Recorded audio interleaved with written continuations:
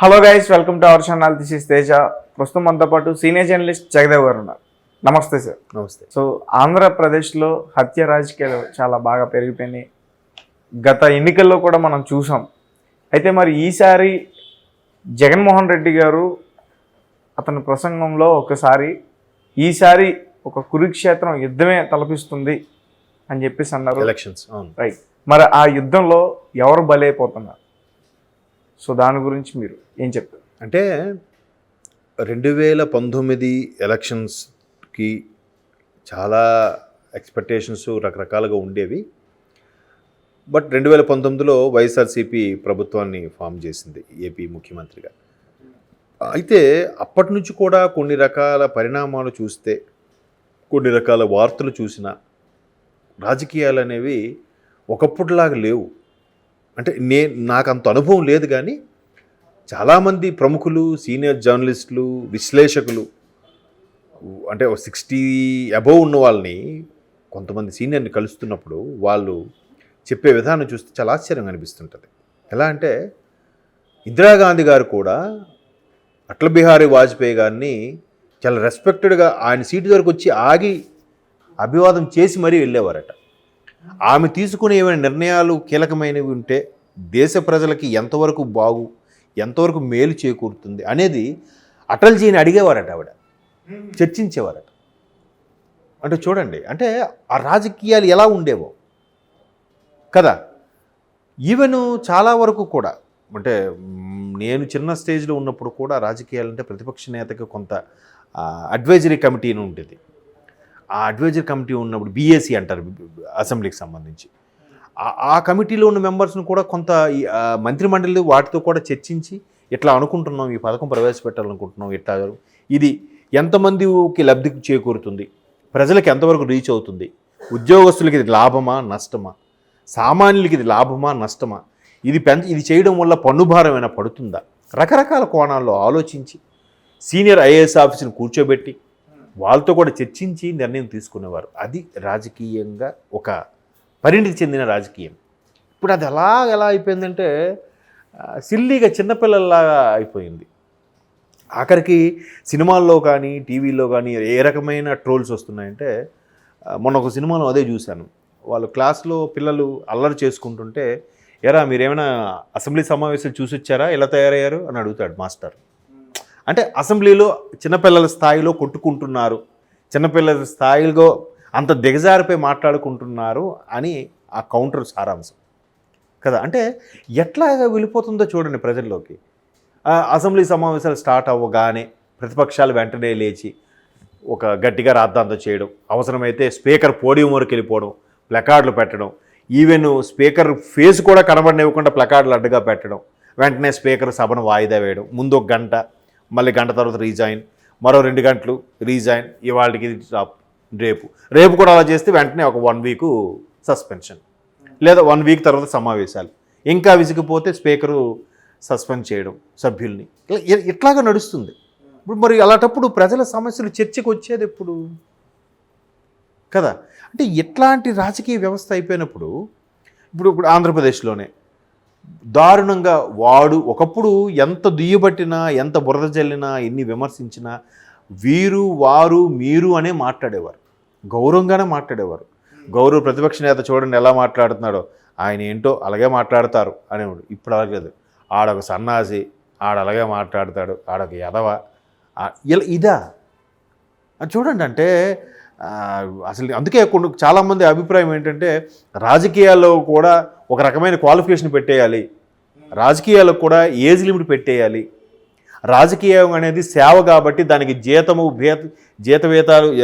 జీతభత్యాలు ఏమి ఉండకూడదు, పెన్షన్లు ఉండకూడదు, వాళ్ళకి ఏ ఫెసిలిటీస్ ఇవ్వకూడదు అనే నినాదం కూడా మనం వాట్సాప్లో అప్పుడప్పుడు మెసేజ్లు చూస్తూ ఉంటాం. రాజకీయం అనేది ఉద్యోగమా సేవ అయితే జీతం ఎందుకు కదా, ఉద్యోగం అయితే వాళ్ళు ఎంతవరకు పనిచేస్తున్నారు అనే రకరకాల కాన్సెప్ట్లు వస్తున్నాయి కదా, వాట్సాప్లో సోషల్ మీడియాలో వైరల్ అవుతున్నాయి కదా.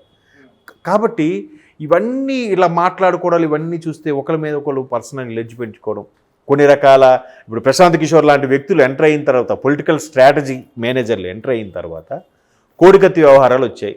అక్కడ జగన్మోహన్ రెడ్డి గారు అదే ప్లే చేశారు. తర్వాత ఇక్కడ రీసెంట్గా ఇక్కడ కూడా మన ఎమ్మెల్యే గారు ఆయన కూడా సేమ్ అదే కాన్సెప్ట్. ఒక కార్యకర్త అది నిజంగా పాపం పొడిచాడో లేదంటే ఇది ఇటువంటి సానుభూతి రాజకీయమో తెలియదు, అంటే ఒక విధంగా హత్యతో సంబంధించిన రాజకీయం. సో దాన్ని హత్యా రాజకీయం అని పేరు పెడుతున్నారు. రిగ్గింగులు, బాంబ్ బ్లాస్ట్లు, ఈవీఎంలు గ్యాంబ్లింగ్ చేయడాలు వింటున్నాం కదా. ఇవన్నీ కూడా ఇందులో ఎంత వాస్తవం అంటే ఎంతో కొంత వాస్తవం ఉండొచ్చు. ఎందుకంటే నిప్పు లేనిదే పొగ రాదు కదా. డైరెక్ట్గా ఎంవివి సత్యనారాయణ వాళ్ళ ఫ్యామిలీనే కిడ్నాప్ చేశారు కదా సార్ వైజాగ్లో. అంటే ఇవన్నీ ఎలా చూడాలంటే ఏ స్థాయికి వెళ్ళిపోతున్నాయి అనేది. కాబట్టి ముఖ్యమంత్రి జగన్మోహన్ రెడ్డి గారు స్టేట్మెంట్ ఇచ్చారేమో కురుక్షేత్రం తలపిస్తుందని. అయితే అందులో కౌరవులు ఎవరో పాండవులు ఎవరో అనేది మనం ఎలక్షన్స్ వరకు వెయిట్ చేయాల్సిందే. ఎవరికి వాళ్ళు పాండవులు అనుకుంటారు, ఎవరికి వారు మా వైపే భగవాన్ శ్రీకృష్ణుడు నా వైపు ఉన్నాడని ఎవరికి వాళ్ళే అనుకుంటుంటారు. బట్ అల్టిమేట్గా ప్రజల వైపు ఉంటాడు భగవంతుడు. ఆ ప్రజలు ఎటువైపు ఉన్నారని భగవంతుడు వాళ్ళ వైపు ఉన్నట్టు. అలా అనుకోవడానికి కూడా లేదు ఈసారి కొన్ని సందర్భాల్లో కదా. అలాంటప్పుడు ఇంకంటే ఫర్ ఎగ్జాంపుల్ ప్రభుత్వ వ్యతిరేకత ఉంటుంది, మరీ అంత వ్యతిరేకత ఉండదు. కానీ పర్టికులర్గా వాళ్ళు ఏం డిసైడ్ అవుతున్నారో అన్ని సీట్లు ఎలాగొస్తున్నాయి. సో ఈవీఎం గ్యాంబ్లింగ్ చేస్తున్నారా చెప్పలేం కదా. కాబట్టి ఇన్ని రాజకీయాల పరంగా ఎవరిని తప్పు పట్టలేము, ఎవరిని ఎత్తలేము, ఎవరిని దించలేము. కానీ 2019 తర్వాత వైఎస్ఆర్సీపీ ప్రభుత్వం వచ్చిన తర్వాత ముఖ్యంగా మంత్రులు ఎవరైతే ఉన్నారో ప్రభుత్వం వాళ్ళు ఆ స్థాయికి తగ్గట్టుగా మాట్లాడట్లేదనేది ఒక వాదం. దాన్ని నేను అంగీకరిస్తాను. ఎందుకంటే వాళ్ళు కూడా చెప్పాను కదా, సన్నాసి అనడము, వెధవ, వాడు వీడని సింగులర్గా మాట్లాడడము, ఫ్యామిలీ లేడీస్ని ఇంటర్ఫియర్ చేయడము. ఇప్పుడు పవన్ కళ్యాణ్ లాంటి వ్యక్తికి 3 పెళ్ళిళ్ళు చేసుకున్నాడు, మీకెందుకండి? మీకెందుకు? అదే పవన్ కళ్యాణ్ ఆయన సినిమాలు చేసుకుంటున్నాడు, నిజమే.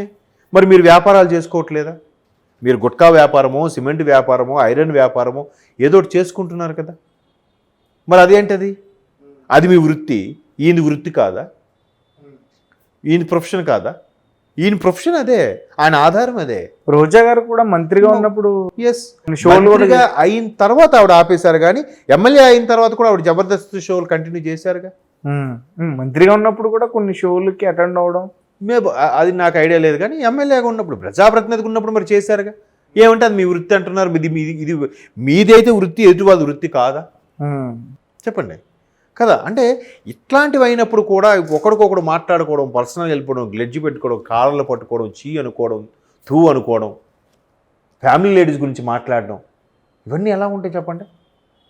అట్లాంటి పరిస్థితికి వచ్చేసరికి ఖచ్చితంగా మరి కురుక్షేత్రం తలపిస్తుందేమో. రేపు ఎలక్షన్స్ పోలింగ్ టైంలో ఎన్ని దారుణాలు జరుగుతాయో, ఎన్ని ఇబ్బందులు జరుగుతాయో ఎవరు చెప్పగలరు.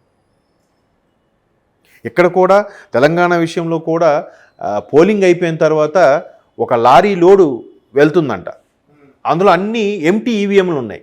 అంటే స్పేర్వి, దాన్ని ఏమంటారు, సబ్స్టిట్యూట్గా ఉండేవి. ఒకవేళ ఎక్కడైనా ఈవీఎం మిషన్ ప్రాబ్లం అయితే దీన్ని పెడదామని, అలాంటివి అవన్నీ ఒక పర్టికులర్గా గొడవల వైపు వెళ్తున్నాయంట.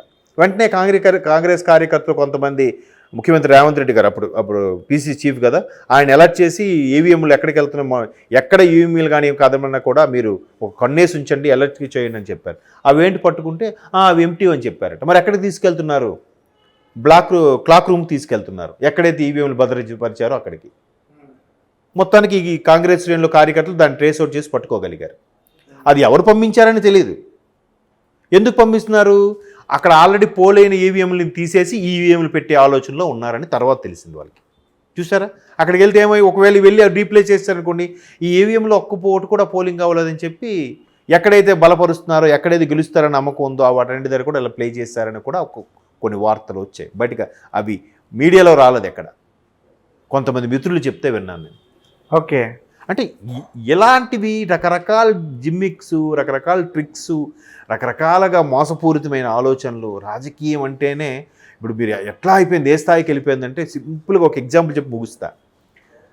ఎవరినైనా స్టూడెంట్గా ఉన్నప్పుడు ఏ స్టూడెంట్నైనా మీరు అడగండి, నువ్వేమవుతావు నాన్న పెద్దయ్యాక అని అడిగితే, పైలట్, డాక్టరు, ఇంజనీరు, అదవుతా, ఇదవుతా, సినిమా యాక్టర్ని అవుతా, డాక్టర్ని అవుతా అన్నీ చెప్తారు. రాజకీయ నాయకుడిని అవుతానని చెప్పి ఒక్కరు చెప్పరు.